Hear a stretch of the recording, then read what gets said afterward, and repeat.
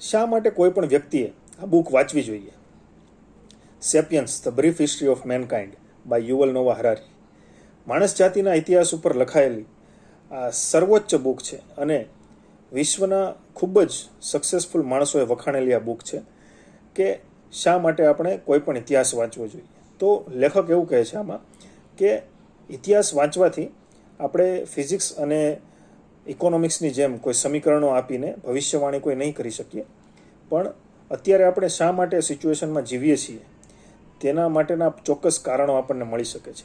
અત્યારે જે પણ આપણી પરિસ્થિતિ છે એ કોઈ નેચરલ હતી કે આવું જ થવું જોઈતું હતું તેવું નથી. આપણી પાસે બહુ બધી ચોઇસીસ હતી, પણ અત્યારે જે જીવીએ છીએ આપણે એ અમુક આપણી ચોઇસના કારણે છે.